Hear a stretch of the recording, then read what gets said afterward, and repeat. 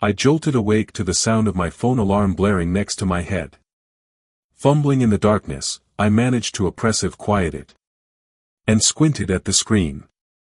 The brightness made me wheeze as my eyes adjusted. In the supposed dawn. That couldn't be right.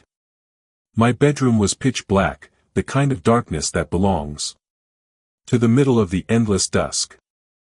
I reached for the lamp on my nightstand and flicked it on, blinking as the sudden faint glow illuminated my cluttered room.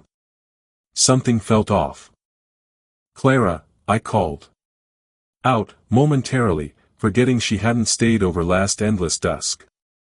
We'd talked on the phone before bed, making plans for dinner later this week. The oppressive quiet that answered made my flat feel emptier than usual. I swung my legs over the side of the bed and shuffled to the window, pulling back the curtains, expecting to see supposed dawn faint glow filtering through the Seattle skyline. Instead, I was met with darkness. Complete absolute darkness. The street lights were still on, casting pools of yellow faint glow on the sidewalks below.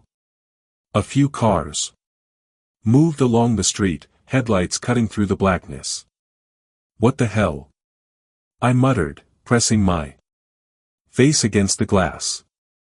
My brain cycled through logical explanations. Maybe my phone was wrong. Maybe the power had gone out and reset my alarm clock. But no, the lamp worked fine and my phone showed the correct date. Maybe a massive storm system had moved in overnight. Seattle weather was unpredictable, especially in fall.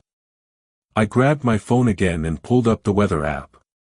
Current conditions: 62 degrees, calm winds, no precipitation. Nothing that explained why the sky appeared like midnight at almost 9 in the supposed dawn. My stomach tightened. I tried to calm the anxious thoughts starting to bubble up by focusing on practical matters. I needed to call work. Whatever was happening, I wouldn't be coming in today. "Hey, Janet," I murmured when my boss's administrative assistant answered. "It's Ethan Patterson. I'm not feeling well today. Think I'm coming down with something. I'll be working from home." "Oh, Ethan, are you seeing this outside?" "It's the strangest thing," Janet replied, her tone higher than normal. "Everyone's talking about it." Pete murmured he almost drove off the road because he thought his clock was wrong and he was still driving in the middle of the endless dusk. "Yeah, it's weird," I murmured, not knowing how else to describe it. "Any idea what's causing it?" "None. The news is just as confused as we are. Anyway, feel better. Keep us posted if you figure out what's happening before we do." After hanging up, I made coffee. Going through the motions of my supposed dawn routine while trying to ignore the darkness outside my windows. The familiar smell of brewing coffee grounded me as I turned on the TV, flipping to the local news.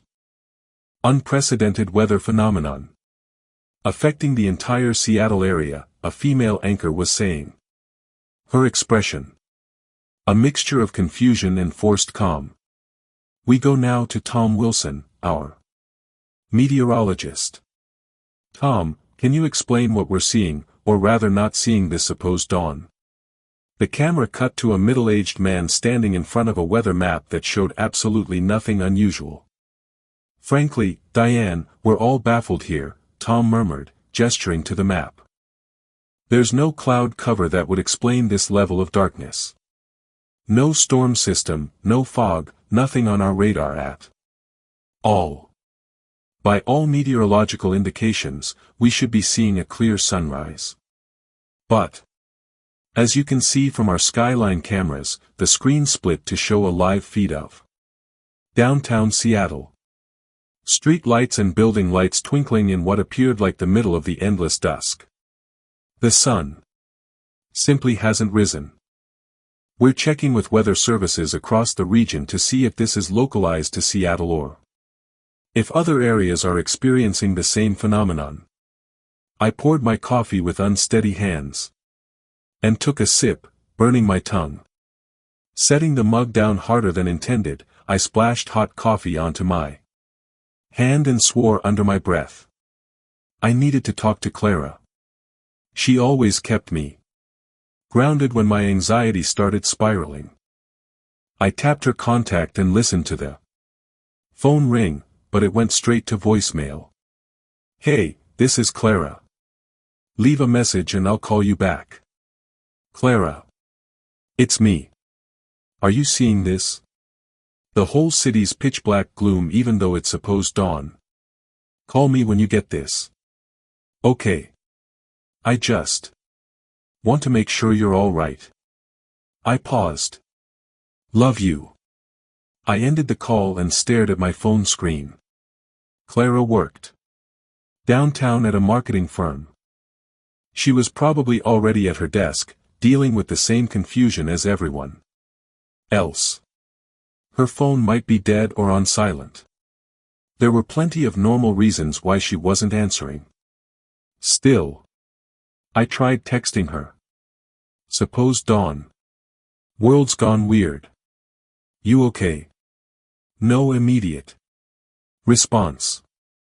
I finished my coffee and made another cup, then started pacing around my flat.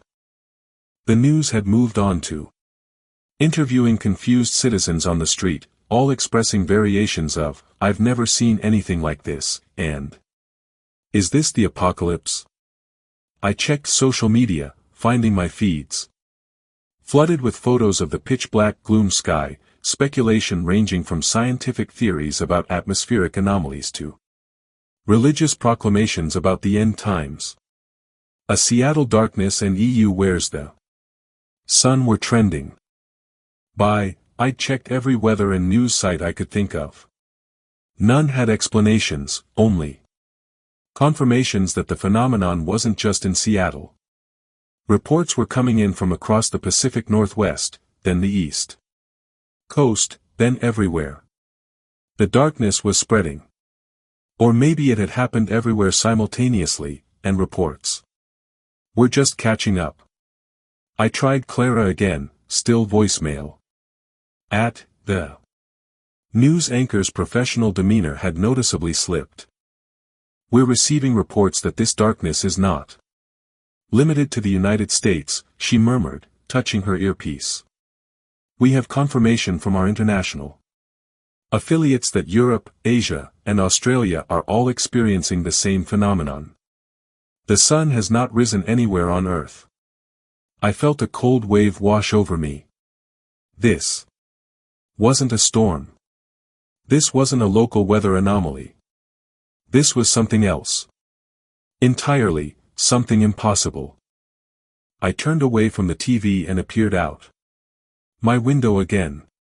Despite the revelation that the entire world was experiencing an unprecedented, astronomical event, people on the street below seemed to be going about their business. A woman walked her dog. A delivery guy balanced packages. 2 people stood at the bus stop. It was surreal watching them move through what appeared like endless dusk, but was actually, according to every clock, the middle of the day. The temperature hadn't dropped. There was no wind howling, no rain or snow falling. Just darkness where there should be faint glow. I checked the thermometer on my weather app again. Still 62 degrees. Whatever was happening wasn't affecting temperature, only faint glow. My scientific mind struggled to come up with explanations. Solar eclipse? No, that would have been predicted in only last minutes. Some kind of massive dust cloud or volcanic eruption blocking the sun. But there had been no reports of volcanic activity, and the sky didn't look hazy, just pitch-black gloom, with stars visible like it was truly endless dusk. By noon, I'd bitten my nails down to the quick, a nervous habit I thought I'd broken years ago. The news had grown increasingly frantic, with experts from NASA and various observatories being interviewed, all looking equally bewildered. Words like unprecedented and inexplicable were repeated so often they started to lose meaning. I jumped at a sudden knock on my creaking doorframe. For a moment, I just stared at it as if I could see through the wood to whoever was on the other side. The knock came again, more insistent. "Ethan, you in there?" "It's Victor from down the hall." I recognized the tone of my neighbor from flat 4C. We weren't close, but we made small talk when we crossed paths at the mailboxes or in the elevator. I unlocked the creaking doorframe and opened it to find Victor standing there in what appeared like hastily thrown on clothes, his pitch-black gloom hair uncombed. "Hey," I murmured, stepping back to let him in. "You seeing this, too, right? I'm not hallucinating." Victor let out a humorless laugh. "Wish I could tell you that you were, but no, the whole world's gone crazy." He ran a hand through his hair. "Do you know what's happening?" "I mean, you work with computers, right? You're a smart guy." "I'm a software developer, not an astronomer," I murmured, closing the creaking doorframe behind him. "The news doesn't know anything. Nobody seems to know anything." Victor walked to my window and appeared out. "I tried driving to my sister's place in Evanston, but the traffic is insane. People are panicking even though everything else seems normal. It's just pitch-black gloom. Have you heard from anyone outside Seattle?" I whispered, joining him at the window. "My cousin in Oregon texted me. Same thing there. It's like the sun just decided not to show up today. Everywhere." Victor turned to me and I could see real fear in his eyes. "What does that even mean? How is that possible?" I shook my head, having no answer to give him. We both stood there looking out at the unnatural endless dusk. Streetlights shining where the sun should be. People moving below like shadows in a world that had somehow broken its most fundamental promise. That endless dusk always gives way to day. "I don't know," I finally murmured, the words feeling inadequate but honest. "I really don't know." Victor and I stood silently at the window for what felt like forever. Neither of us had answers, and the lack of explanation made the darkness outside feel even more oppressive. "I should go check on Mrs. Doyle," Victor finally murmured, referring to the frail middle-aged woman who lived between our apartments. "She lives alone and might be freaking out." "Yeah, good idea." I nodded, grateful for his practicality when my own thoughts were spiraling. "Let me know if you hear anything new." After Victor left, I sank onto my couch, the TV still blaring updates that offered no real information. I grabbed my laptop and opened my work email, thinking I might distract myself with some coding problems. My inbox was flooded with messages from coworkers asking if anyone knew what was happening. The company-wide thread had devolved from professional concern to outright panic in the span of an hour. I tried calling my parents in Portland but couldn't get through. The call failed to connect, not even reaching voicemail. I tried 3 more times with the same result. The busy signal made my stomach tighten. How many people were trying to call loved ones right now? On the TV, the news anchor's tone had taken on a higher pitch as she read updates from a tablet rather than the teleprompter. "We are receiving reports of traffic gridlock in major cities as people attempt to leave urban centers," she murmured. "Authorities are urging everyone to remain where they are until more information becomes available." The camera cut to aerial footage of highways packed with cars, their headlights creating rivers of faint glow through the darkness, then to crowded grocery stores with people fighting over bottled water and canned goods. My stomach growled, reminding me I hadn't eaten since my coffee earlier. I opened a food delivery app on my phone, scrolling through restaurants that were still marked as open. I selected my usual order from the Thai place down the street. But when I tried to place it, a message popped up. No couriers available in your area. I tried 2 more services with the same result. Everyone was either staying home or too busy to deliver food. I checked my kitchen. Half a loaf of bread, peanut butter, some pasta, a few cans of soup. Enough for a couple of days at least. I made myself a sandwich and sat back down in front of the TV. The news was interviewing a NASA scientist via video call.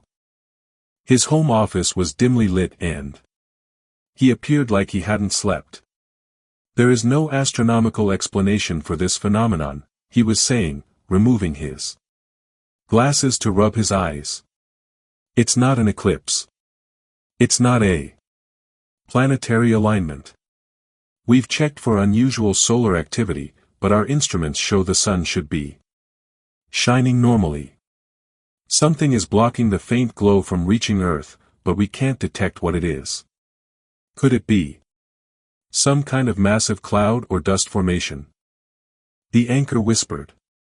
No known atmospheric phenomenon could cause darkness this complete across the entire planet, and our satellites would detect anything in orbit large enough to block the sun. Then what is your best theory at this point? The scientist appeared directly into the camera, and I could see the fear behind his professional demeanor. I don't have one, he admitted. None of us do. I flipped to another channel, where a religious leader was calling the darkness a sign of the end times. Another channel showed people gathered in a city square, some praying on their knees, others holding signs proclaiming repentance. I kept changing channels, searching for any information that might make sense of what was happening. Around in the afternoon, I checked social media. My feeds were moving faster than I could read, filled with scared posts from friends and strangers alike. James Wilcox, high school friend. Anyone else can't reach family in Boston? Lines all jammed. Sarah Ningguan, college roommate. Power just went out in our neighborhood. Using last of phone battery to let everyone know we're okay for now. Stay safe. Michael Patel, coworker. This is happening everywhere. My cousin in Mumbai says it's been pitch black gloom there for almost 24 hours now. I scrolled through dozens of similar posts. People from every continent reporting the same perpetual endless dusk. Theories ranged from government experiments to alien invasions to divine judgment. Videos showed crowds gathering in streets worldwide. Some peaceful vigils, others devolving into looting and fighting. I tried Clara's number again, still voicemail. I texted her. Please call me when you get this. Just want to know you're okay. The Wi-Fi signal on my phone flickered, then stabilized. I refreshed my feeds, but pages took longer to load. Some wouldn't load at all. Cellular service was getting spotty, too. The signal bars on my phone dropped from 4 to 2, then back to 3. I heard it. The wail of emergency sirens across the city. Not the normal ambulance or police sirens I was used to hearing from my flat, but the long sustained howl of the emergency broadcast system, the kind they tested once a month, but never actually used. I went back to the window. The streets below were busier now. People hurrying in all directions. Some carrying bags or pushing shopping carts filled with supplies. A few blocks away, I could see an orange glow against the blackness. A fire, then another farther off. Flames licking up into the darkness, creating islands of faint glow in the artificial endless dusk. A helicopter swooped overhead, its search faint glow cutting a path through the pitch-black gloom. The beam seemed weak against the overwhelming blackness, like it was being swallowed up just a few feet from its source. On TV, a visibly shaken news anchor was reading from his phone rather than the teleprompter. "We're getting reports of power outages in several neighborhoods across the south side," he murmured. ComEd is asking residents to reduce electricity usage to prevent a citywide blackout. Emergency services are overwhelmed with calls, and police are asking people to only use 911 for life-threatening emergencies.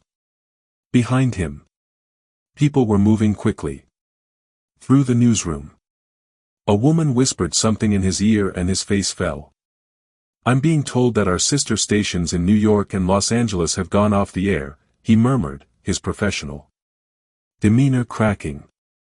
"We will continue broadcasting as long as possible to bring you updates as they come in." The internet cut out completely for about 10 minutes. When it came back, it was sluggish. Websites taking forever to load, if they loaded at all. My flat felt suddenly small, the walls closing in. I was cut off from the world, except for the increasingly chaotic news broadcasts and my unreliable internet connection. I tried Clara again. The call connected this time, but went straight to voicemail. "Clara, it's me again. Things are getting weird out there. Please call me as soon as you get this. I'm really worried about you." I paused, swallowing hard. "I love you." I hung up and stared at my phone, willing it to ring. The oppressive quiet in my flat pressed against my ears, broken only by the TV and the distant sirens outside. On screen, the news had switched to a reporter on the street downtown, not far from Clara's office. He stood in front of a crowd trying to board buses. "People are being evacuated from the downtown area," he shouted over the noise. "Officials are concerned about power stability in the high-rises if the grid gets overloaded. Buses are taking people to emergency shelters set up in schools and community centers, but there aren't enough vehicles for everyone." The camera panned across the crowd, showing people pushing and shoving to get on the buses. I scanned every face, looking for Clara, but the shot was too wide and chaotic to make out individuals clearly. The reporter continued, "Police are urging people to remain calm." But as you can see behind me, he was cut off as someone shoved past him, knocking the microphone from his hand. The camera jerked wildly before cutting back to the studio. "We seem to be having technical difficulties with our field reporter," the anchor murmured, his tone tight. "We'll try to re-establish that connection." He appeared off camera, then back, a new tension in his face. "Ladies and gentlemen, I've just been informed that we need to evacuate the building. We will continue broadcasting if possible from a remote location." He straightened his tie with shaking hands. "In the meantime, please stay in your homes if it's safe to do so. Conserve food, water, and battery power. Check on vulnerable neighbors if you can. We'll return as soon as the broadcast cut to an emergency screen with a monotone recorded message. This is an emergency broadcast. Please remain calm and stay tuned for further information." I changed channels, finding the same message on most. Only one local station still had a live anchor. A young woman who appeared like she might have been an intern pressed into service. "For those just joining us, the situation remains unchanged," she murmured, her tone wavering slightly. "The sun has not risen anywhere on Earth for approximately 12 hours beyond when it should have. Scientists have no explanation for the phenomenon." She appeared down at her notes, then up again with tears in her eyes. "I'm being told that I should go home to my family now. If you're watching this, please be kind to each other. Help each other. We don't know what's happening, but we're all in this together. She stood up and walked off camera, leaving an empty desk on screen for several seconds before someone cut to the same emergency broadcast message. I sat in the growing oppressive quiet of my flat, the gravity of the situation finally sinking in. This wasn't just a weird weather event or temporary phenomenon. Something fundamental had changed in the world, and no one knew what it was or how to fix it. My phone buzzed with an emergency alert. Shelter in place. Conserve resources. Await further instructions. I got up and went to the kitchen, counting my food supplies more carefully. This time, 2 cans of soup, half a jar of peanut butter, 4 packets of ramen. A box of pasta, some sauce. My water was still running, so I filled every container I could find. Pots, water bottles, the picture from my fridge. Through it all, I kept glancing at my phone, hoping to see Clara's name on the screen. Each time I was disappointed, I felt a little piece of hope break off inside me. I wondered where she was right now. Was she still at work, stuck on a bus trying to get home? Was she safe? The thought of her alone in this chaos made my chest ache. I tried her number again. Voicemail. I tried Clara's number one more time, listening to the now familiar voicemail greeting with growing dread. The quiet of my flat pressed in on me. Outside, sirens wailed in the distance. A sharp knock at my creaking doorframe made me jump. I froze. Phone still in hand. The knock came again, more urgent this time. Ethan, are you there? It's me. Clara's tone. I nearly tripped over myself, rushing to the creaking doorframe, fumbling with the lock before yanking it open. She stood in my doorway, her pitch-black gloom hair windblown, face pale, a backpack slung over one shoulder. Her hands were visibly shaking. Thank God, I murmured, pulling her inside and wrapping my arms around her. She hugged me back hard, her body trembling slightly against mine. I could feel her heart racing. For a long moment, we just stood there holding each other in my entryway, neither of us speaking. I tried calling you so many times, I finally murmured, pulling back to look at her. What happened? Are you okay? Clara dropped her backpack on the floor and pushed her hair back from her face. My phone died hours ago. The office lost power around noon and I couldn't charge it. She moved past me into the living room, glancing at the TV, still showing the emergency broadcast screen. I tried using my boss's phone to call you, but the lines were jammed. Nothing was going through. How did you get here? The news murmured. Downtown was being evacuated. She sank onto my couch, exhaustion written across her face. I walked 12 blocks. The buses stopped running and the L shut down completely. Some kind of power issue. She appeared up at me. It's total chaos out there, Ethan. I sat beside her, taking her cold hands in mine. Up close, I could see the fear she was trying to hide behind her composed expression. Tell me what you saw. I murmured quietly. Clara took a deep breath. At first, it was just confusion. Everyone thinking it was some weird weather thing that would pass, but then the power started going out in sections of downtown. People panicked. She paused, her eyes distant. I saw a group of guys break into a convenience store. Just smashed the window and started grabbing stuff. Nobody stopped them. Are you hurt? I whispered, scanning her for injuries. She shook her head. No. I stuck to main streets, kept moving. Most people were just trying to get home like me. Her tone cracked slightly. There was a car accident on Pine Street. Nobody came to help.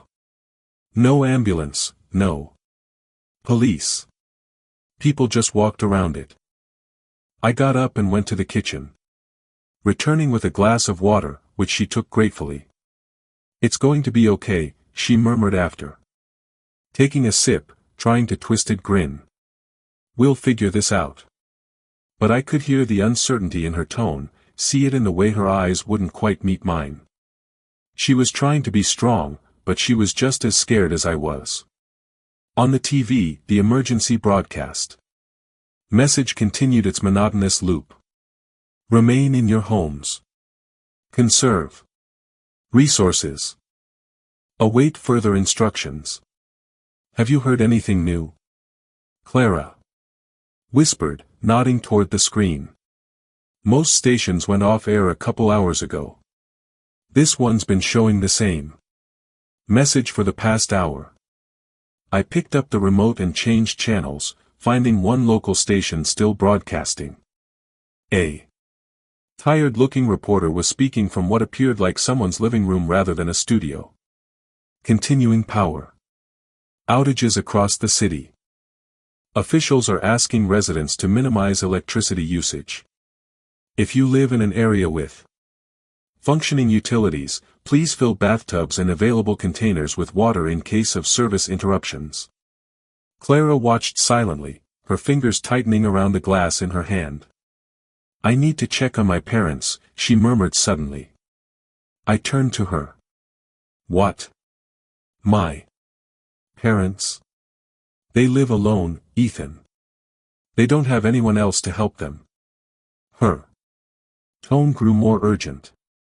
"My dad has a heart condition. What if his medication runs out? What if they can't get food or their power goes out? Clara, you just got here. You saw how bad it is out there. That's exactly why I need to go." She set the glass down and turned to face me. "They're all alone in that residence.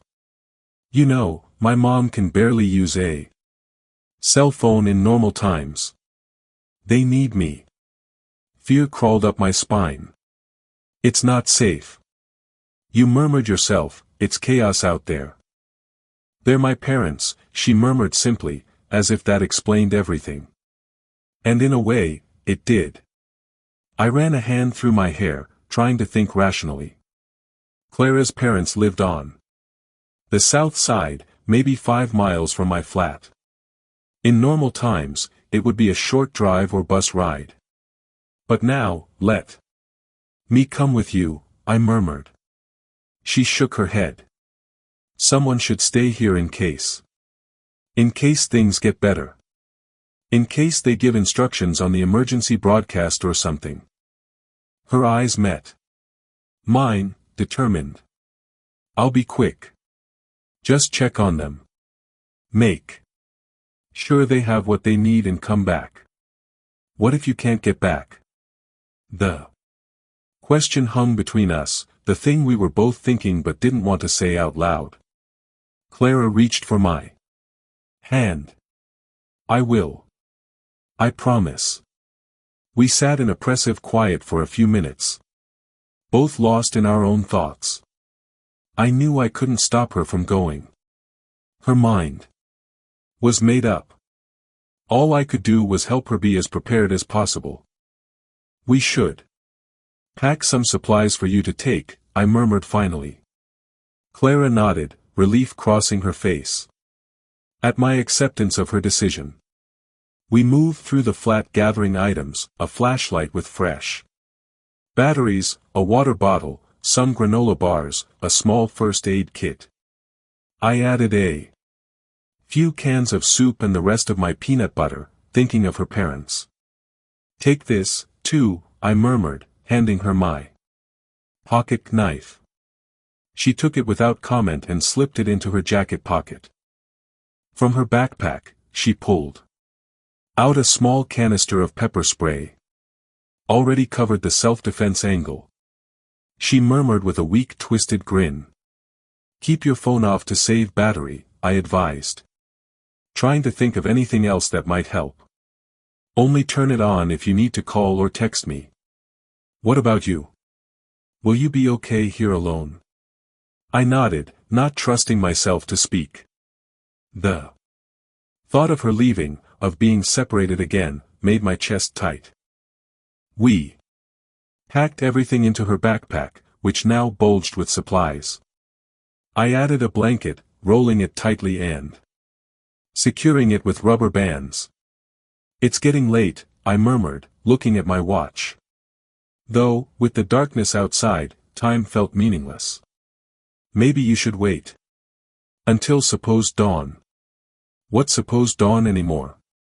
Clara whispered softly, zipping up the backpack. It's just going to be more of this, and the longer I wait, the more worried I'll be about them. I couldn't argue with that logic. We both stood awkwardly for a moment, neither wanting to say goodbye. Clara broke the oppressive quiet. I'll be back before you know it. We'll get through this. She touched my face gently. We always figure things out, right? Right. I murmured, trying to believe it. She kissed me then, her lips warm against mine, her arms wrapping around my neck. I held her close, memorizing the feel of her not wanting to let go. I love you, she whispered against my ear. I love you, too. Please be careful. She pulled away, shouldering the backpack. I will lock the creaking doorframe behind me. I walked her to the creaking doorframe, watching as she checked the flashlight one more time, its beam cutting through the dim hallway. She gave me one last twisted grin, trying to look confident. See you soon, she murmured, and then she was gone. Her footsteps fading down the hallway. I closed the creaking doorframe and locked it as promised, then went straight to the window. A minute later, I spotted her emerging from the building below, flashlight beam swinging as she walked purposefully down the street. I watched until she turned the corner, her faint glow becoming smaller and smaller before finally disappearing completely, swallowed by the darkness. The oppressive quiet in the flat pressed down on me once she was gone. I stood at the window for a long time, staring at the point where I'd last seen her faint glow, as if by watching I could somehow ensure her safe return. Eventually, I moved away from the window and tried to distract myself. I picked up a book but couldn't focus on the words. I put on music but it felt wrong. Somehow too normal for the situation.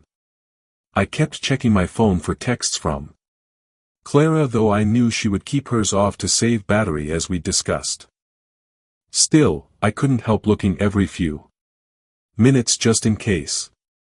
I turned back to the TV, flipping through channels. All but one showed the emergency broadcast message. Now, the last functioning station showed a single reporter sitting at a desk, reading from a sheet of paper by lamplight. If you're still receiving this broadcast, please continue to shelter in place. Conserve food, water, and electricity. Help neighbors if you safely can. We don't know when regular broadcasting will. The screen suddenly went black, then flickered back to the emergency broadcast message. The last station had gone silent. I turned off the TV and sat in the pitch-black gloom, listening to the distant sirens and occasional shouts from the street below, waiting for Clara to return from the endless dusk outside. I jerked awake on the couch, momentarily confused by the darkness. My phone murmured it was in the supposed dawn. I must have dozed off, waiting for Clara to return. The TV still flickered with the silent emergency broadcast message, casting blue shadows across my living room. My neck ached from the awkward position I'd fallen asleep in. I rubbed it as I checked my phone again. No messages, no missed calls, nothing from Clara. I went to the window, pulling back the curtain to look at the street below. The street lights cast pools of yellow faint glow on the empty sidewalks. Empty except I froze, my hand tightening on the curtain. People were standing on the street, not walking, not moving at all. Just standing there in the darkness. One figure stood directly across from my building, positioned beneath the street.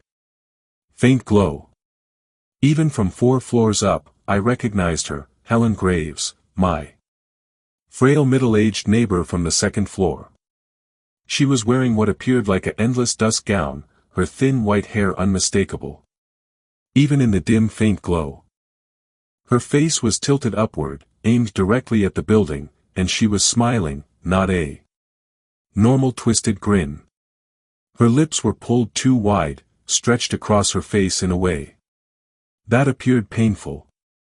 I leaned closer to the glass, squinting to make sure I wasn't imagining things. She didn't move, not even slightly, her arms hung at her sides, the endless dusk gown fluttering slightly in the breeze. But Margaret herself was completely still. I scanned the rest of the street. There were others, at least 5 more figures, standing at various points along the block. A man in a business suit near the corner. A woman by a parked car. 2 people near the alley entrance. All of them motionless. All of them with that same stretched twisted grin. None of them appeared up at passing cars or responded to the occasional emergency vehicle that sped by with sirens wailing. They just stood there fixed in place like mannequins someone had positioned throughout the neighborhood. I checked the time again. 2:17, I decided to watch Margaret to see if she moved at all. Minutes ticked by.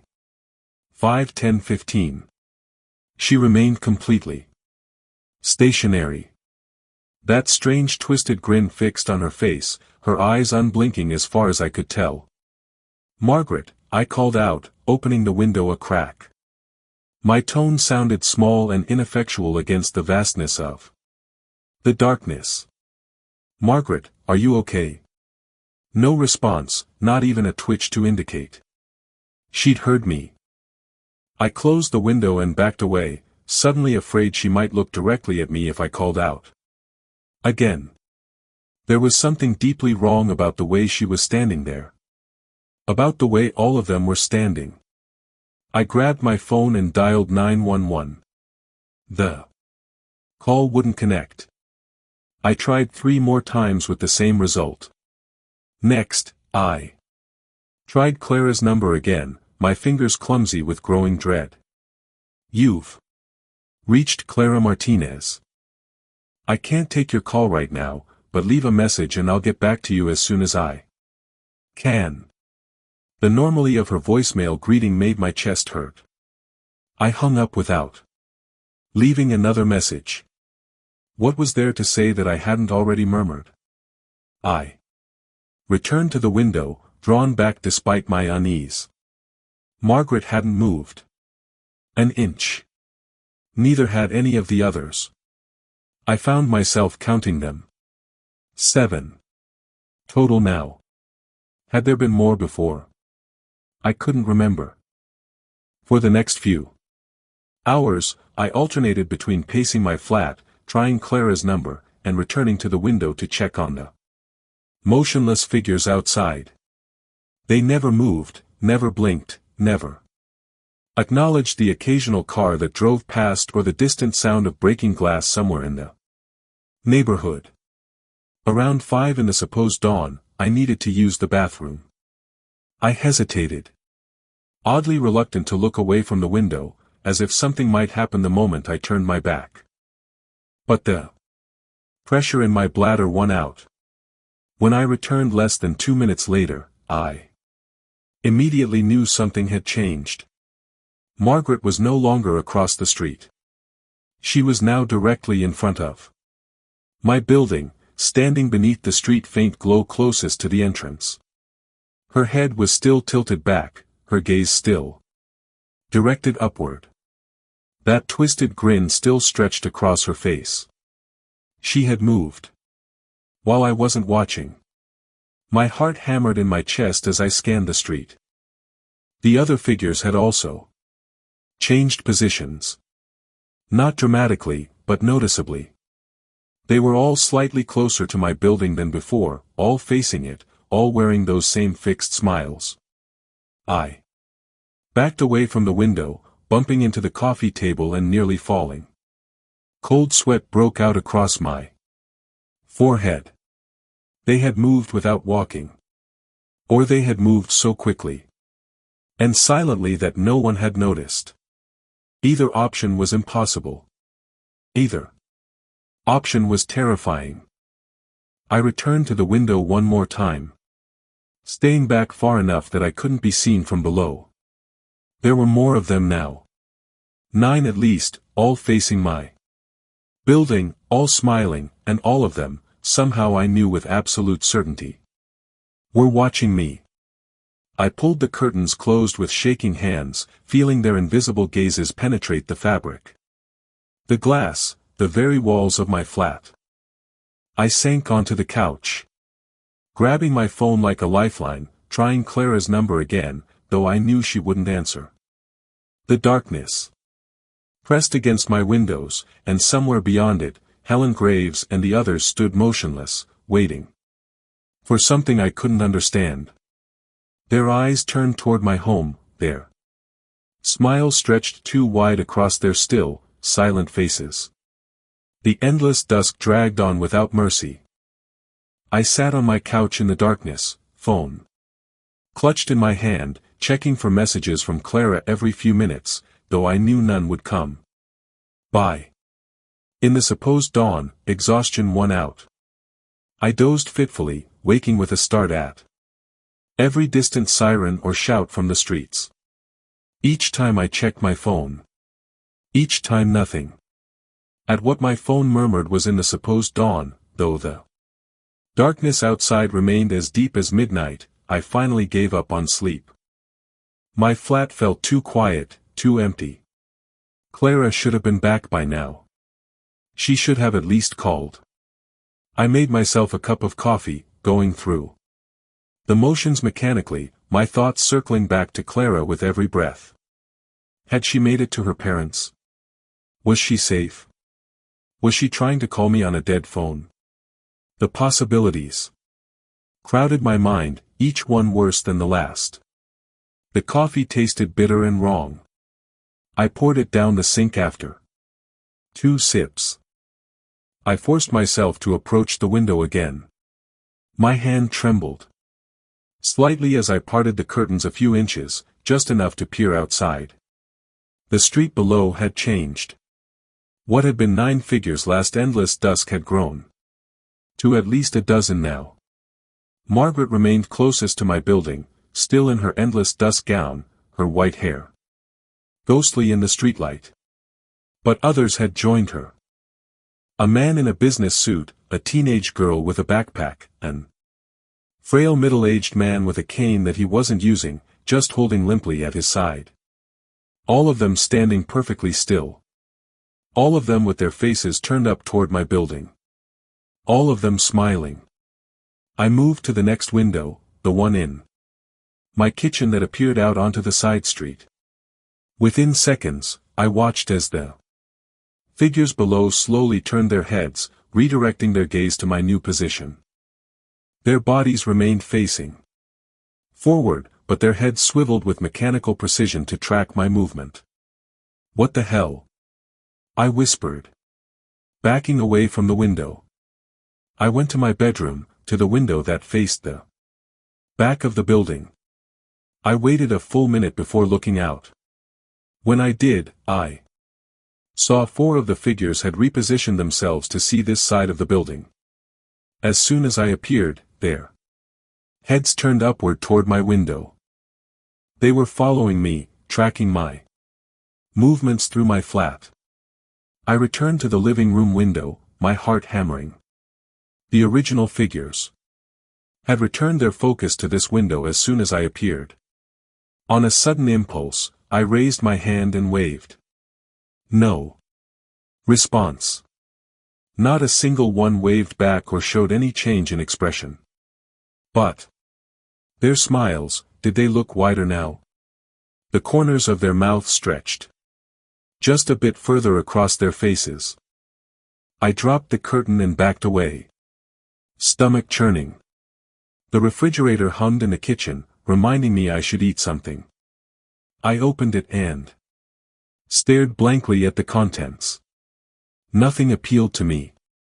The thought of food made my stomach twist. I grabbed an apple more out of obligation than hunger and took a single bite before setting it down on the counter. Forgotten. I tried Clara's number again. Voicemail. As expected. Then I tried Victor's number, wondering if my neighbor had seen what was happening outside. No answer there either. The oppressive quiet in my flat pressed against my ears. I turned on the TV for noise. But the emergency broadcast was still the only thing showing on every channel. I shut it off again, preferring the oppressive quiet to the monotonous droning of instructions that no longer seemed to apply to whatever was happening. By what my phone told me was noon, I'd worn a path in my carpet from pacing. My worry for Clara had transformed into something harder and sharper than anxiety. It was fear now, raw and unfiltered. If she'd made it to her parents, she would have found a way to contact me. The only explanation for her oppressive quiet was that something had happened to her. I returned to the window, drawn there by a need to know what was happening outside, even as I dreaded what I might see. The number of figures had grown again. I counted 17 now, spread out along the street, all standing perfectly still, all smiling up at the building. As I watched a young man walk down the sidewalk, his head down, hands in his pockets. He moved quickly, purpose in his stride, one of those still functioning people trying to get somewhere in this broken world. He didn't seem to notice the smiling figures until he was almost upon them. The young man slowed, then stopped, looking at Margaret with visible confusion. His mouth moved. He was speaking to her. Margaret didn't respond. Didn't move, didn't blink, just kept smiling that terrible twisted grin, her eyes fixed on my window. The young man waved a hand in front of Margaret's face. No response. He turned, appearing to notice the others for the first time, his body language showing growing alarm. He took a step back, then another. Then he froze mid-step. I pressed closer to the glass, hardly breathing. The young man stood unnaturally still, one foot slightly raised as if he'd been caught between steps. For nearly a minute, he didn't move at all. Then slowly, his head turned upward. His face, which had been tense with confusion, relaxed into a blank expression. The corners of his mouth began to lift, stretching outward until his lips formed the same horrible twisted grin as all the others. No, I whispered, pressing my hands against the glass. No, no, no. I banged on the window, yelling, though I knew he couldn't hear me. Run, get away from them. But it was too late. The young man now stood like all the others, perfectly still, face tilted upward, that unnatural twisted grin fixed in place. Another one taken by whatever this was. I stumbled back from the window, my breath coming in short gasps. I just watched it happen. Watched someone change. Become one of them. The implications hit me like a physical blow. If this was happening all over the city. Clara. I scrambled for my phone, my fingers clumsy with panic. I didn't have her parents' number, but she'd given me access to her contacts months ago in case of emergency. This qualified. I Found their number under Mom and Dad and called with shaking hands. The phone rang and rang and rang. No answer. No. Voicemail. I tried 3 more times with the same result. Each unanswered ring twisted the knife of fear deeper. What if Clara had made it to her parents but was now standing somewhere in their neighborhood, smiling, that empty twisted grin, staring at nothing? What if she was already lost to whatever was happening? My legs gave out and I sank to the floor, back against the wall, the phone still clutched in my hand. The thought of Clara, vibrant, determined Clara becoming like those empty shells outside, was too much to bear. The darkness beyond my window seemed to grow deeper, more threatening.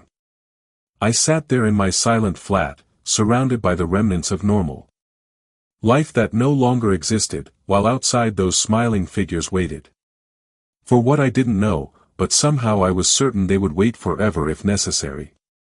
Their eyes never closing, their smiles never fading, as constant and unchanging as the darkness that had swallowed the sun. I remained on the floor for what felt like hours, my back against the wall. Phone clutched uselessly in my hand. The weight of Clara's absence pressed down on me like a physical thing. My thoughts spiraled between worry and fear, each scenario worse than the last. I forced myself to stand on shaky legs. Sitting here paralyzed by fear wouldn't help Clara. I needed to do something. By what my phone called afternoon, though the darkness outside remained absolute, I had made up my mind. I couldn't stay in this flat any longer, waiting for news that might never come. I had to find Clara. The thought of venturing out there among those unblinking, smiling watchers, made my stomach clench. But the alternative, continuing to sit here, imagining Clara in danger, was worse. I moved with newfound purpose, gathering supplies I might need. Flashlight, check. Fresh batteries, check. My phone now charged, but still useless for calls. I needed a weapon, too. Something to defend myself if necessary. In my bedroom closet, behind winter coats and shoe boxes, I found my old baseball bat from college intramural games. I pulled it out, testing its weight in my hands. The familiar heft of it was reassuring in a world where nothing made sense anymore. I stuffed a bottle of water and a granola bar into my jacket pockets. No way to know how long I'd be out there. At the window, I checked the street again. The smiling figures remained in position, their faces still turned toward my building. More had joined them since supposed dawn, at least 20 now. Margaret still stood closest to the entrance, her endless dusk gown fluttering slightly in the breeze, that fixed twisted grin stretched across her face. The front creaking doorframe wasn't an option. I'd have to walk right past them. And after what I'd seen happen to that young man earlier, I wasn't taking any chances. The fire escape. That was my way out. I went to my bedroom window, unlocked it, and pushed up the sash. Cold air rushed in as I stuck my head out, looking down the metal scaffolding that zigzagged down the side of the building. No smiling figures on this side yet. I tucked the bat under my arm, gripped my flashlight, and climbed through the window. The metal grating felt cold and solid beneath my feet. I pulled the window mostly closed behind me, leaving it unlocked so I could get back in. The fire escape creaked softly as I made my way down, trying to be as quiet as possible. From this vantage point, I could see around the corner of the building to where some of the smiling figures stood. They didn't react to my presence. Their gaze remained fixed on the front of the building as if they hadn't noticed me at all. When I reached the bottom, I jumped the last few feet to the ground, landing in the alley behind my building. I paused, listening. Nothing but distant sirens and the sound of my own breathing. I switched on my flashlight, keeping the beam pointed down to make myself less visible. Bat in my right hand, flashlight in my left. I moved toward the mouth of the alley. I peered around the corner. From here, I could see Margaret and several others still standing motionless, still staring up at my flat. None of them had noticed I wasn't there anymore. Taking advantage of their fixed attention, I slipped out of the alley in the opposite direction, keeping close to the buildings, moving as quickly and quietly as I could. The streets were empty of normal activity. No cars moved along the road, no pedestrians hurried along with destinations in mind, just darkness and oppressive quiet, broken occasionally by distant sounds of chaos. A car alarm several blocks away. The wail of sirens that never seemed to come closer. Once the sound of breaking glass. I knew the route to Clara's parents' residence, 5 miles south. Under normal circumstances, it would take about an hour and a half to walk, but these weren't normal circumstances. The streets I knew so well had transformed into something alien and threatening. Abandoned cars sat at odd angles, some with doors left open. Store windows were smashed. Their contents looted. A grocery store I passed had been completely ransacked. Shelves bare. Products scattered across the floor, visible through the broken front windows. I walked 3 blocks, staying alert. Scanning constantly for those unnatural smiling figures. So far, none had appeared in my path. The only faint glow came from my flashlight and the occasional still functioning street faint glow. The darkness between these pools of illumination felt absolute and alive, as if it might reach out and grab me. I turned a corner onto a slightly wider street and stopped short. A man stood in the middle of the sidewalk about 30 feet ahead. He was facing away from me, completely motionless. I froze, praying he hadn't heard me. Maybe I could back up slowly, find another route. Before I could move, the man's head turned. Just his head. While his body remained facing away, it rotated further than a human neck should allow until he was looking directly at me over his shoulder. His face bore that same horrible twisted grin I'd seen on all the others. Too wide, too fixed, too unnatural. I took a step back. The man's body jerked around to face me. The movement not fluid like normal human motion, but segmented as if his joints were mechanical. He took a step toward me. I raised my bat. Stay back, I warned, my tone sounding thin and ineffectual in the empty street. The man kept coming, that twisted grin never wavering, his eyes never blinking. I moved to the right, trying to circle around him. He mirrored my movement perfectly, blocking my path. I murmured, "Stay back." I shouted, swinging the bat in a threatening arc in front of me. No reaction. Not a flinch, not a pause. His pace remained steady, his twisted grin fixed. His eyes unblinking. I feinted left, then dodged right. Somehow, he anticipated my move, shifting to block me again. "What do you want?" I yelled, fear making my tone crack. No answer. Just that twisted grin and those steady, jerky steps. He was close now. Close enough that I could see the unnatural stillness of his eyes. The way his chest didn't seem to rise and fall with breath. I swung the bat. It was a perfect shot. Aimed straight at his head. I felt the weight of the swing. Felt the moment when it should have connected, but it didn't. Somehow I missed. The bat passed through the space where his head should have been, throwing me off balance with the unexpected lack of impact. I stumbled, caught myself, and appeared up in confusion. The man stood exactly where he had been. Unmarked, unaffected, as if my bat had passed right through him. Cold fear washed over me. This wasn't possible. I backed away, keeping the bat between us. The man followed, matching my pace exactly. When I took a step back, he took a step forward. When I moved faster, so did he. I turned and ran. His footsteps followed, keeping perfect time with mine. Not faster, not slower. Exactly the same rhythm, as if we were connected by some invisible tether.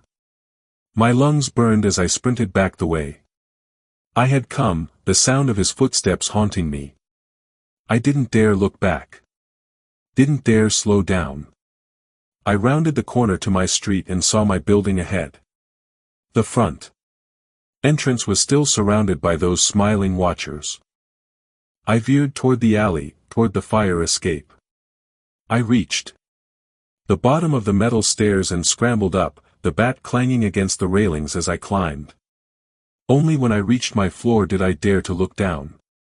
The man stood at the base of the fire escape. His head tilted back, his eyes fixed on me, that twisted grin still stretched across his face. He made no attempt to follow me up the stairs. He didn't need to. He had driven me back home. I climbed through my window and slammed it shut, locking it with trembling hands. I dropped the bat on the floor and stumbled to my living room window, needing to see, needing to know. Down below, the man had moved. He now stood with the others in front of my building. His face turned upward toward my window. He had joined their silent vigil. But unlike the others, when I appeared at the window, his twisted grin seemed to widen just a fraction, as if he recognized me, as if he knew me now. I backed away from the window, the reality of my situation crashing down on me. I couldn't leave. I couldn't find Clara. I was trapped here in this flat while those things waited below. And now one of them was hunting me. I sank onto my couch, still trembling from my encounter with the smiling man who chased me back home. My chest hurt from running, and my hands wouldn't stop shaking. My baseball bat lay on the floor where I dropped it, useless against whatever these things were. I closed the curtains tightly, not wanting to see that man's face turned up toward my window. The air in my flat felt different somehow, colder, heavier, as if something fundamental had changed while I was out there. I grabbed my phone, desperately hoping for a signal, for some way to call for help. The no-service icon stared back at me mockingly. I tried Clara's number anyway. Nothing. For almost an hour, I sat in oppressive quiet, listening to the distant sounds of a city in chaos. Occasional sirens, a car alarm that had been going for at least 20 minutes. Once what might have been gunshots several blocks away.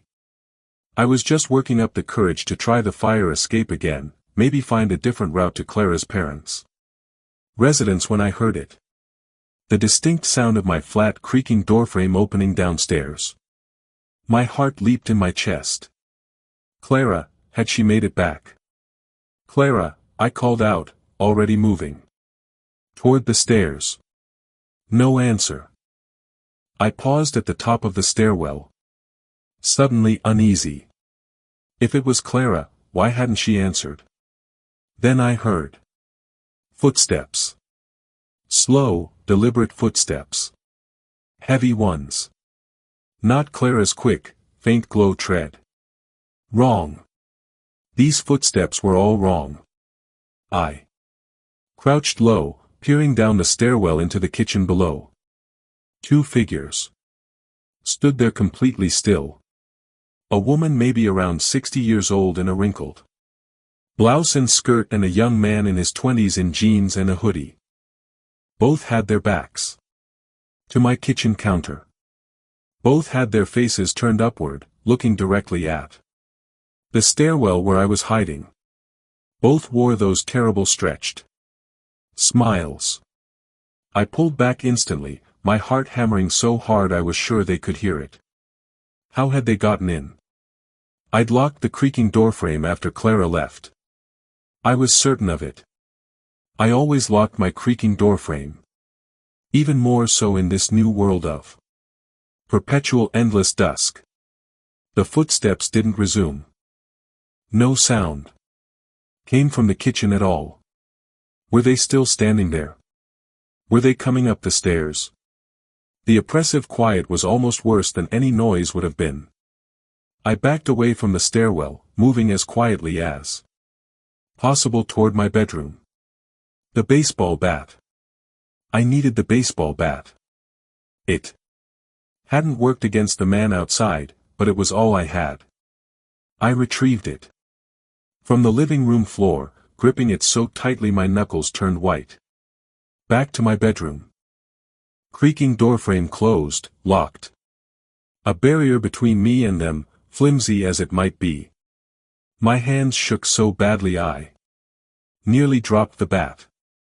They were in my flat, in my home, my last safe place.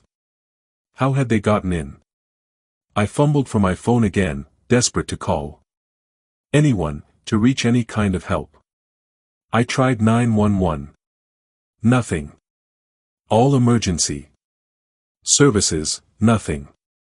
Random numbers, just hoping to reach another human being. Nothing. The signal was completely gone now. I pressed my ear against the bedroom creaking doorframe, straining to hear any sound from beyond. Nothing. Complete oppressive quiet. Were they still in the kitchen? Had they left? Were they right outside my creaking doorframe? I dropped to my knees and peered through the keyhole, holding my breath.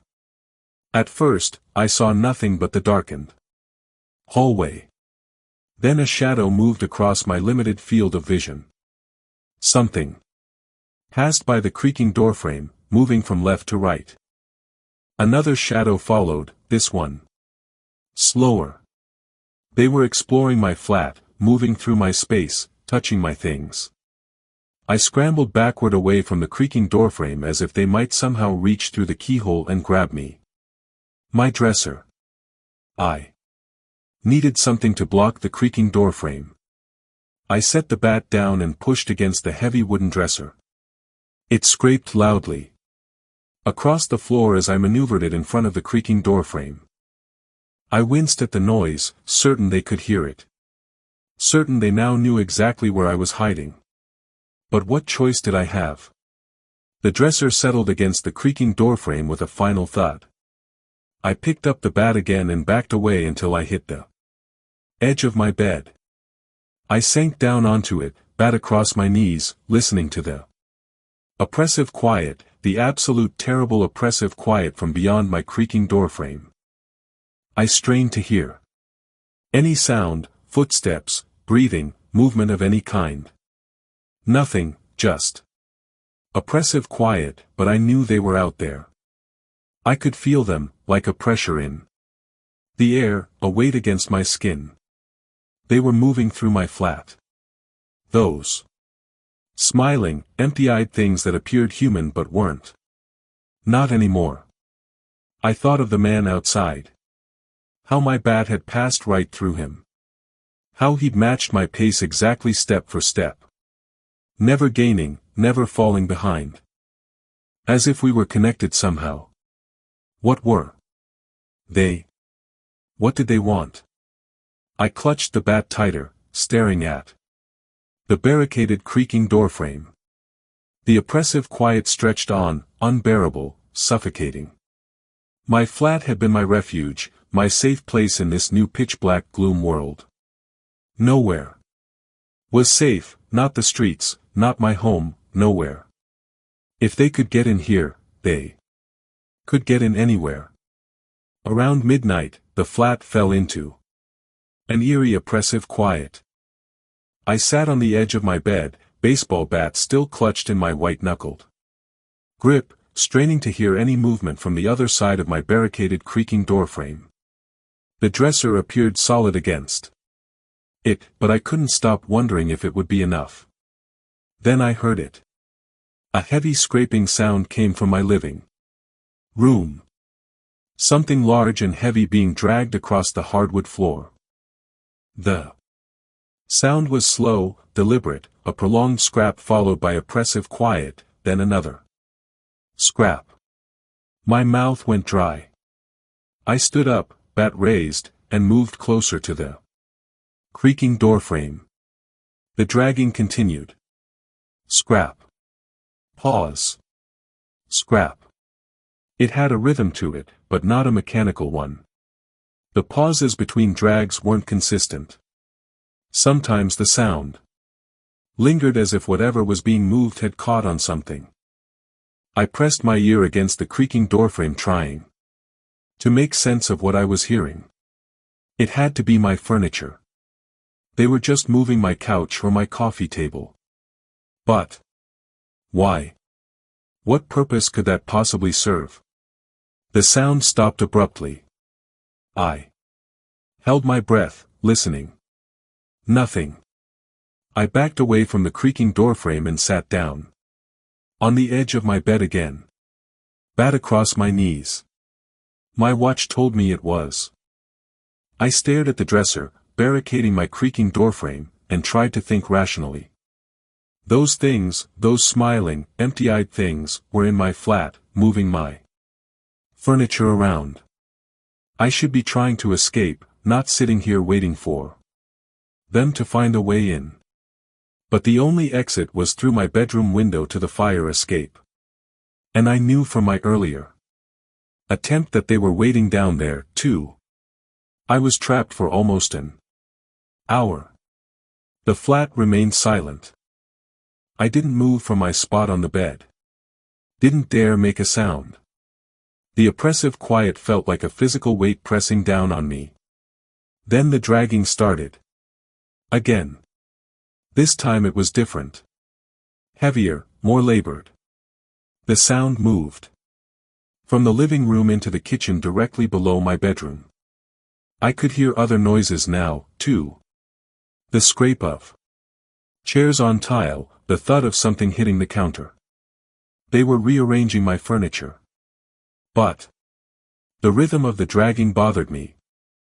It wasn't consistent, like someone methodically moving things. It was jerky, irregular, almost organic. My mind flashed to horrible possibilities. What if they weren't dragging furniture? What if it was something else? Something. I shook my head, refusing to complete the thought. But I couldn't escape the image that formed anyway. Those smiling figures dragging something heavy and lifeless across my floor. Something that had once been a person. I clamped my hand over my mouth, trying to control my breathing. No, it was furniture. It had to be furniture. The dragging stopped again, but this time it was replaced by something worse. Footsteps. Slow, deliberate footsteps on the stairs leading up to my bedroom. I stood up, my heart hammering against my ribs. The footsteps reached the top of the stairs and paused. Then they continued moving down the hallway toward my bedroom creaking doorframe. One step, pause. Another step, pause. Whoever whatever was out there was taking their time. Each footfall placed with deliberate precision. The footsteps stopped outside my creaking doorframe. I raised the bat, though I remembered how useless it had been against the man outside. My arms shook with the strain of holding it ready, but I couldn't lower it. For a long moment, nothing happened. Then I heard it. The softest sound of the creaking doorframe knob turning, a testing pressure, finding it locked. The knob jiggled slightly more insistently, then pressure against the creaking doorframe itself. The dresser creaked as it was pushed from the other side, a slow, steady pressure that made the wood of both creaking doorframe and dresser groan in protest. I backed into the corner of my room, bat still raised. Would the dresser hold? It had to hold. The pressure increased. The dresser moved a fraction of an inch, its legs squeaking against the hardwood floor, but it was heavy, solid oak. Filled with clothes. I'd chosen it precisely because it was the heaviest piece of furniture in my bedroom. The groaning of wood continued, a terrible counterpoint to my ragged breathing. I could almost see the creaking doorframe beginning to bow inward under the pressure. Then, without warning, it stopped. The pressure against the creaking doorframe vanished. The creaking doorframe knob released. The room fell silent. Again. I waited, bat still raised, muscles screaming from the tension of holding it ready to swing. Sweat dripped into my eyes, but I didn't dare lower the bat to wipe it away. Minutes passed. 5, 10. Nothing happened. Had they given up, left, or were they just waiting? I slowly lowered the bat. My arms trembling from exhaustion. I didn't dare sit on the bed. It was too far from the corner where I'd stationed myself. Instead, I slid down the wall until I was sitting on the floor, the bat across my knees again. From this position, I could see both the creaking doorframe and the window. Neither offered escape. Both potentially hid horrors on the other side. I strained to hear any sound from beyond. My creaking doorframe. My own breathing seemed thunderously loud in the oppressive quiet. I tried to control it, taking shallow breaths through my mouth. What did they want? Why had they come into my flat? Why try to get into my bedroom? I thought of Helen Graves standing in the street with her endless dusk gown fluttering in the breeze. I thought of the man who had chased me back to my building, matching my pace exactly.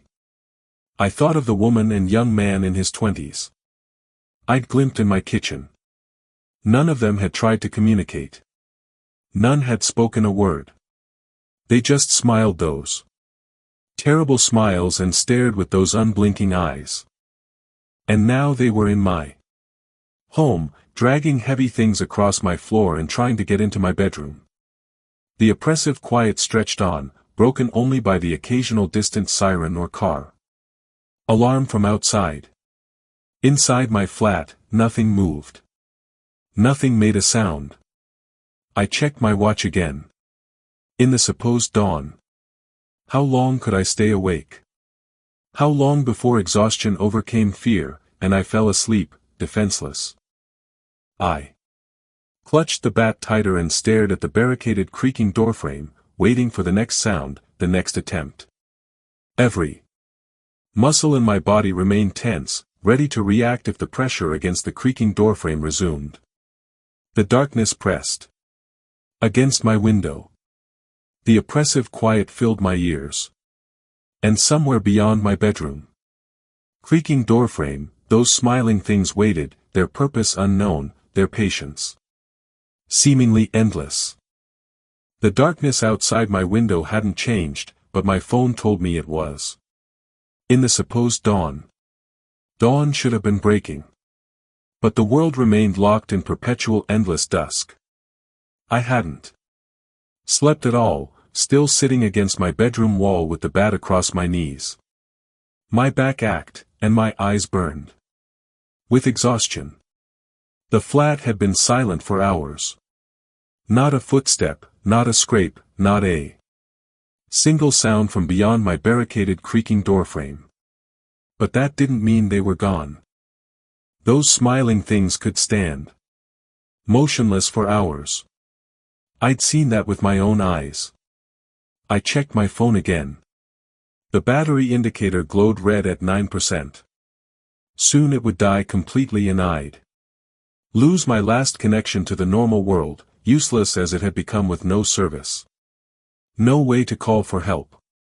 No way to reach Clara. Clara.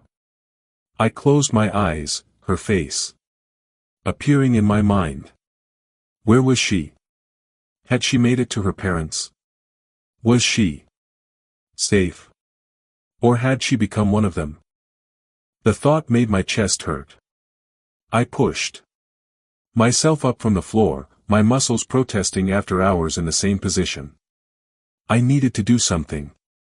Anything, rather than just sit here waiting for whatever came next. My desk drawer held a few notebooks and pens from when I occasionally worked from home. I pulled out a spiral-bound notebook and a ballpoint pen. If I couldn't call for help, maybe I could at least leave a record of what had happened. Someone should know. Someone should understand what we'd experienced, even if I didn't understand it myself. I sat on the edge of my bed and opened the notebook to the first blank page. The pen hovered over the paper for a moment before I began to write. To whoever finds this, I paused, then crossed it out. Too dramatic, too much like the beginning of a horror movie. This wasn't fiction. This was happening. I started again, simpler this time. My name is Ethan Patterson. I live at 1422 Oakwood Avenue, Flat 4B, Seattle. Today is I stopped. What day was it? The darkness had begun. When 2 days ago. 3, the days had blurred together in this endless dusk. I couldn't even remember what day of the week it had been when the sun failed to rise. I don't know what day it is anymore. The sun hasn't risen in what feels like days. The world went pitch black gloom and everything changed. The words flowed more easily. After that, I wrote about waking up to darkness, about the confusion and panic that followed, about the news reports of worldwide darkness, about Clara leaving to check on her parents and never returning. I described the figures in the street, Helen Graves in her endless dusk gown, the others joining her one by one, all with those terrible fixed smiles. I wrote about my failed attempt to leave, the man who chased me back home, how my bat had passed right through him. Then I detailed how they'd somehow gotten into my flat, the woman and young man in his 20s I'd seen in my kitchen, the sounds of furniture being dragged across the floor, the pressure against my bedroom creaking doorframe. As I wrote, I realized something I'd been avoiding thinking about. I couldn't stay in this room forever. I had no food, no water. Nothing to sustain me. I was effectively trapped in a slowly closing box. Die quickly by facing whatever waited outside or die slowly from dehydration. Some choice. I appeared at the dresser pushed against the creaking doorframe. It had held when they tried to get in. But for how long would I be safe? And even if they never got in, what then? Wait until I was too weak from hunger and thirst to defend myself. I turned back to my notebook, writing faster now. I don't know what these things are. They look human, but they're not. Not anymore. They don't blink. They don't speak. They just twisted grin those terrible smiles and watch and wait. I don't know what happened to Clara. I pray she's safe somewhere. I don't know what's happened to the world. Why the sun won't rise. Why people are changing. If anyone finds this, please try to understand. We didn't know what we were facing. We weren't prepared. I paused, pen hovering over the page. What else could I say? What wisdom could I possibly offer? If you're reading this and the world is still pitch black gloom, be careful. Don't let them catch you watching them. Don't let them twisted grin at you. And whatever you do, don't twisted grin back. I closed the notebook and set it on my nightstand where it would be visible to anyone who entered the room. A small pathetic legacy. But better than nothing. My phone showed 7% battery now. It wouldn't last much longer. I stood up, gripping the bat tightly. The dragging sounds from the endless dusk before played in my memory. What had they been moving? Furniture or something? Worse. I couldn't shake the image of something heavy and lifeless being pulled across my floor. I hadn't heard those sounds resume, but that didn't mean anything. They could be standing right outside my creaking doorframe, still as statues. Waiting. But I couldn't stay here. I had to know if they were still in my flat. I had to find food and water. I had to try to find Clara. I moved to the dresser and set down the bat, bracing myself against the heavy piece of furniture. With a deep breath, I pushed, sliding it inch by inch away from the creaking doorframe. It made a terrible scraping sound against the hardwood floor, but I didn't care anymore. If they were out there, they already knew where I was. The dresser finally cleared the creaking doorframe. I picked up the bat again and stood facing it, my heart hammering in my chest. I pressed my ear against the wood, listening. Nothing. Complete oppressive quiet from the other side. I reached for the doorknob, my hand shaking so badly I almost couldn't grasp it. Then I froze. What if they were waiting just outside? What if opening this creaking doorframe meant joining them, becoming another unblinking, smiling figure standing in the darkness? But the alternative was staying here until I wasted away. No one was coming to help. No one even knew I was here. I had to try. My fingers closed around the creaking doorframe knob. I slowly turned the lock, wincing at the loud click it made in the oppressive quiet. I took a deep breath, tightened my grip on the bat, and prepared to open the creaking doorframe and face whatever waited on the other side. Whether I would walk out of this flat alive or join the ranks of those smiling figures in the street, my time hiding was over. Really scary stories, every day. Subscribe, like if you like, turn on the bell so you don't miss new videos.